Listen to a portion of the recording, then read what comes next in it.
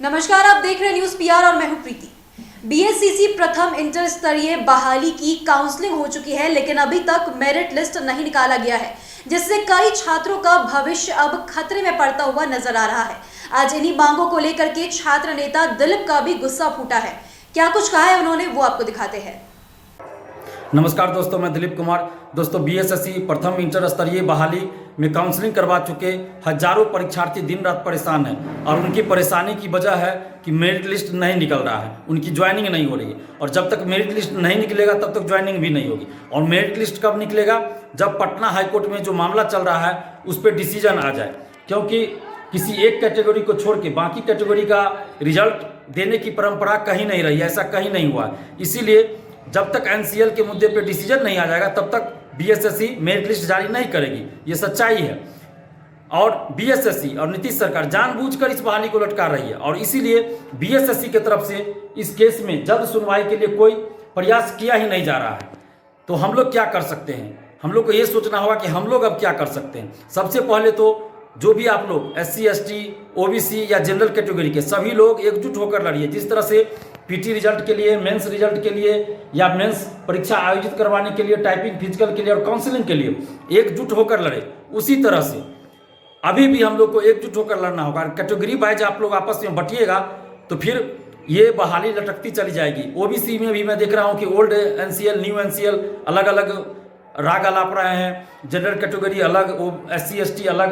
तो इस तरह से नहीं होगा, सभी लोग को एकजुट होकर लड़ना होगा और हम सभी को ये सोचना होगा कि क्या बेस्ट उपाय हो सकता है जिससे कि पटना हाईकोर्ट में जल्द सुनवाई हो, जल्द फैसला आ जाए और बीएसएससी जल्द मेरिट लिस्ट जारी करे। तो कुछ परीक्षार्थियों ने मुझे फोन करके बताया कि बीएसएससी ऑफिस में आंदोलन करते हैं मेरिट लिस्ट निकलवाने के लिए। तो मैंने उनसे यही कहा कि अभी तक कहीं भी ऐसा नहीं हुआ है कि एक कैटेगरी को छोड़ के बाकी कैटेगरी का रिजल्ट प्रकाशित कर दिया गया हो। अगर ऐसा कहीं हुआ है तो मुझे बताइए, तो मैं आंदोलन करने के लिए तैयार हूँ, लेकिन ऐसा कहीं नहीं मिला अभी तक। इसके बाद पटना हाईकोर्ट में जो केस चल रहा है, तो इस केस की सुनवाई के लिए, यानी कि जल्द सुनवाई के लिए हम लोग को प्रयास करना होगा कि जो लोग केस किए हैं वो लोग, जो पिटिशनर है, वो अपने वकील पर दबाव बनाए और जल्द से जल्द इस केस की सुनवाई के लिए प्रयास करें, हर संभव प्रयास करें। और मैंने 2 दिन पहले भी अलका वर्मा जी से बात किया था और कुमार कौशिक जो एडवोकेट है इंटरवेनर के, उनकी से भी बात किया था। तो उन लोगों ने यही कहा कि हम लोग इस केस की जल्द से जल्द सुनवाई करने के लिए हर संभव प्रयास कर रहे हैं। लेकिन मैंने अलका वर्मा जी से भी कहा कि आप मेंशनिंग करवाइए कि जल्द से जल्द सुनवाई हो।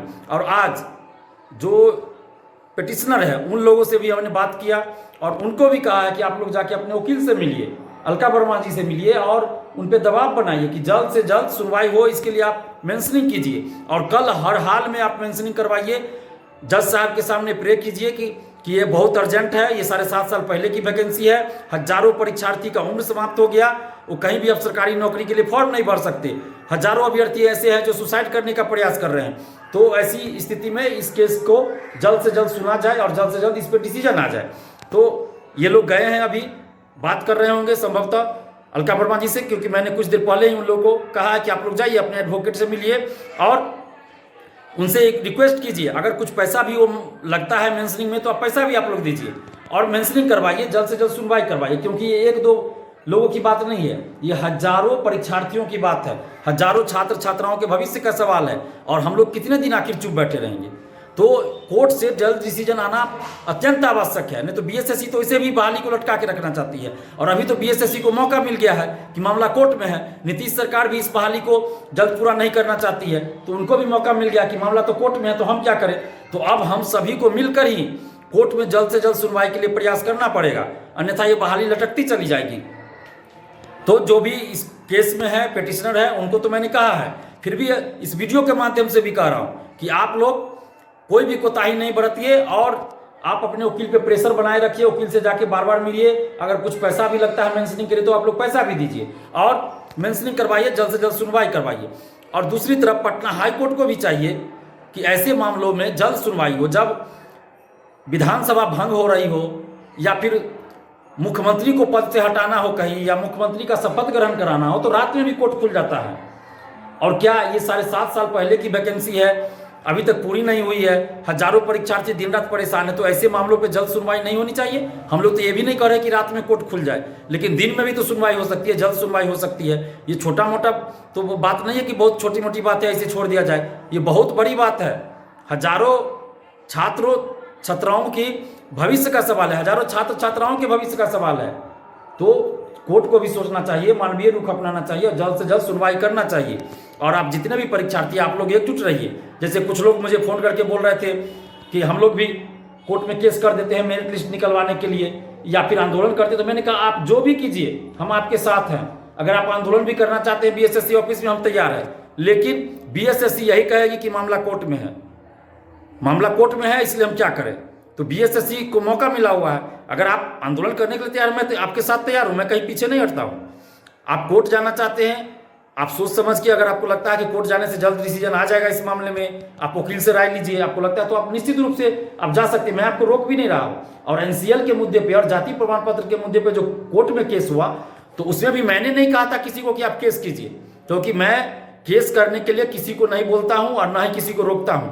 ये परीक्षार्थियों अभ्यर्थियों की अपनी मर्जी है, उनकी अपनी जो है सोच समझ है, उनका अपना विचार है, सोच समझ के वो जो करे। हम उसमें किसी को न तो कहेंगे कि केस कीजिए और ना ही किसी को कहेंगे कि आप केस नहीं कीजिए, ना ही हम किसी को कहेंगे कि आप फंडिंग कीजिए, ना ही किसी को कहेंगे कि फंडिंग नहीं कीजिए। वो आप लोग परीक्षार्थी हैं, आप लोग जानिए आपस में विचार विमर्श करके कि आपको क्या करना है। लेकिन जो भी कीजिए सोच समझ के कीजिए, क्योंकि ऐसा कुछ भी नहीं हो जिससे कि और मामला लटक जाए। और आप लोग आंदोलन करना चाहिएगा, हम आपके साथ, मैं आंदोलन के लिए हमेशा तैयार रहता हूं। देखिए, कोर्ट की प्रक्रिया में मैं उलझना नहीं चाहता हूं, क्योंकि मैं बहुत बार देख चुका हूं कोर्ट में क्या होता है नहीं होता है। मैं ज़्यादा नहीं बोल सकता कोर्ट के बारे में, लेकिन मैं कोर्ट केस के चक्कर में नहीं पड़ना चाहता हूं, प्रत्यक्ष या अप्रत्यक्ष रूप से। हाँ, अगर आपको मुझसे कुछ पूछना हो, सलाह लेनी हो, तो निश्चित रूप से आप फोन कीजिएगा, तो हम आपको बताएंगे। लेकिन केस के मामले में न तो प्रत्यक्ष और न ही अप्रत्यक्ष रूप से मैं किसी भी तरह से इन्वॉल्व नहीं हूं और न ही आगे किसी भी केस में इन्वॉल्व रहूंगा। मैं पहले ही बता चुका था और आज भी बता रहा हूं, ना तो किसी तरह की फंडिंग में मैं कभी इन्वॉल्व था और ना ही आगे किसी तरह की फंडिंग में इन्वॉल्व रहूंगा। अगर आप लोग को आंदोलन करना हो किसी भी मुद्दे पे जो सही मुद्दा हो, तो उसके लिए मैं हमेशा तैयार हूं। और अभी भी मैं जिला वाइज जो शुरू किया है मैंने आंदोलन, तो उसमें बीएसएससी का मुद्दा आपका पहला मुद्दा है, हम लोग का प्रमुख मांग है, नंबर 1 पे वही है।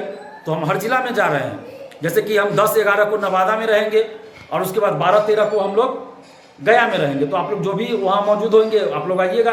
11 को नवादा में हरिश्चंद्र स्टेडियम में, और उसके बाद गया में आप लोग 13 तारीख को गांधी मैदान में। तो आप लोग साथ दीजिए हमारा भी, हम तो आप लोग के मुद्दे को उठा ही रहे लगातार। और अभी आप लोग जो भी कीजिए, हम लोग आप लोग के साथ है। जो भी सही कदम उठाएगा हम आप लोग के साथ निश्चित रूप से हैं। लेकिन जो भी कदम उठाइए सोच समझ के उठाइए। मैं किसी को केस करने से रोक भी नहीं रहा हूं और ना ही किसी को केस करने के लिए बोल रहा हूं। जैसे कि एनसीएल के मुद्दे पे भी जो केस हुआ, मैंने किसी को ये नहीं कहा था कि आप कोर्ट जाइए। लोग गए, अभ्यर्थियों को लगा अपना कोर्ट गए। तो मैं किसी को ना तो रोक सकता हूं कोर्ट जाने से और ना ही किसी को कह सकता हूं कि आप कोर्ट जाइए, क्योंकि कोर्ट में क्या होता है मुझे पता है, मैं बहुत झेल चुका हूं। तो इसीलिए मैं किसी भी तरह के कोर्ट केस में या फंडिंग में इन्वॉल्व कभी नहीं हूं, ना ही आगे रहूंगा। बस आप लोग एकजुट रहिए, एकजुट होकर प्रयास कीजिए। और मैंने अलका वर्मा जी से और जो भी पिटीशन है उन छात्रों से भी बात किया है, और वो छात्र लोग अभी गए होंगे अलका वर्मा जी से मिलने के लिए। और मैंने कहा है कि किसी भी परिस्थिति में कल मेंशनिंग होना चाहिए, आप लोग मेंशनिंग करवाइए, क्योंकि फिर आगे होली की छुट्टी होने वाली है। तो संभवतः 7 दिन 8 दिन जो भी हो कोर्ट बंद रह जाएगा, तो फिर मामला बहुत लटक जाता है। तो इसीलिए ये ऐसा नहीं होना चाहिए, जल्द से जल्द सुनवाई हो। लेकिन आप लोग किसी के बहकावे में मत आइए। मैं देख रहा हूं कि 2-3 यूट्यूबर है जो आप लोग को बहका रहे हैं। अलग अलग कैटेगरी वाइज व्हाट्सएप ग्रुप बना दिया गया है, क्या नौटंकी है। अलग एससी का अलग, एससी कैटेगरी का अलग व्हाट्सएप ग्रुप, ओबीसी में ओल्ड एनसीएल वाले अलग ग्रुप, न्यू एनसीएल वाले अलग ग्रुप, जनरल कैटेगरी अलग ग्रुप। ये क्या नौटंकी है। ये 2-3 यूट्यूबर ही कर रहे हैं। ये 2-3 यूट्यूबर जो स्टूडेंट्स हैं और जो फेल कर चुके हैं, काउंसलिंग में वो शामिल नहीं है, वो फेल कर चुके हैं, वो लोग ऐसा कर रहे हैं। तो मैं इतने दिनों से चुप था, लेकिन अगर परीक्षार्थियों को, छात्र छात्राओं को आप बांटने की कोशिश कीजिएगा तो हम चुप नहीं बैठेंगे। हम दिन रात बिहार के छात्र छात्राओं को एकजुट करने में लगे हैं। और ये 1-2-3 यूट्यूबर हैं, ये छात्रों को बांटने में लगे हुए हैं। कभी वैकेंसी आती नहीं है और ये लोग चला देते हैं कि सचिवालय सहायक की वैकेंसी 5 दिन में आ रही है, 4 दिन में आ रही है। क्या नौटंकी बना के रखा है इन लोगों ने। तो ऐसे यूट्यूबर का बहिष्कार कीजिए और इन लोग को देखना बंद कीजिए, अनसब्सक्राइब कीजिए। आप देखिए ना खुद ही कि SC ST का अलग, OBC में NCL, new NCL, old NCL अलग कैटेगरी, अलग व्हाट्सएप ग्रुप, जनरल का अलग व्हाट्सएप ग्रुप, टेलीग्राम ग्रुप। तो ये सब करने से स्टूडेंट्स आपस में बढ़ जाएंगे तो और जल्दी नहीं होगी ये बहाली, पूरा और लटक जाएगा मामला, जल्दी मेरिट लिस्ट नहीं आएगा। तो आप लोग इस बात को समझिए और जो भी स्टूडेंट्स को बांटने की कोशिश करे वैसे स्टूडेंट्स का आप लोग बहिष्कार किया। क्या मैंने दिलीप कुमार के अलावा कोई आपको कुछ कहा कभी? मैंने अपनी जाति का प्रयोग किया कभी? मैंने कभी अपनी जाति नहीं बताया, सिर्फ दिलीप कुमार ही हमेशा बोलता हूँ। लेकिन एक यूट्यूबर है जो कि फेल है, BSSC का ही अभ्यर्थी, वो फेल है और वो अलग अलग व्हाट्सएप ग्रुप बनाता है, SC का अलग, OBC अलग, जनरल अलग, और मेरे बारे में क्या बोलता है कि नेता बनने के लिए दिलीप ऐसा करता है। बताइए हम क्या कर रहे हैं भाई? आप लोग बोलते हैं तब हम आप लोग के लिए आंदोलन करते हैं। तो नेता बनने के लिए दिलीप कर रहा है, बांट रहा है स्टूडेंट्स को वो, और जो फोन करता है स्टूडेंट्स को वो भड़का रहा है कि दिलीप तो नेता बनने के लिए ऐसा कर रहा है, दिलीप तो नेता बनने के लिए आंदोलन करता है। अब बताइए, आप लोग बोलते हैं तब हम आंदोलन करते हैं, काउंसलिंग के लिए भी आप लोग बोले तब हम आंदोलन किए, तो ये बोल रहा है फोन करके कि दिलीप तो नेता बनने के लिए आंदोलन कर रहा है। तो ऐसे लोगों को भगवान सद्बुद्धि दे कि अपने निजी स्वार्थ के लिए, यूट्यूब चलाने के लिए और यूट्यूब चमकाने के लिए, सब्सक्राइबर बढ़ाने के लिए लोग स्टूडेंट्स को बांट रहे हैं। तो ऐसे लोगों तो आपने सुना छात्र नेता दिलीप की बातों को। उन्होंने कहा कि किस तरीके से इन छात्रों के भविष्य के साथ नीतीश सरकार खिलवाड़ कर रही है, मेरिट लिस्ट नहीं निकाला जा रहा है और ये मामला अभी हाईकोर्ट में लंबित है। छात्रों का भविष्य के साथ खिलवाड़ हो रहा है, इसी को लेकर के दिलीप का गुस्सा आज फूटा है। इस खबर में इतना ही। आप बने रहे न्यूज़ PR के साथ। धन्यवाद।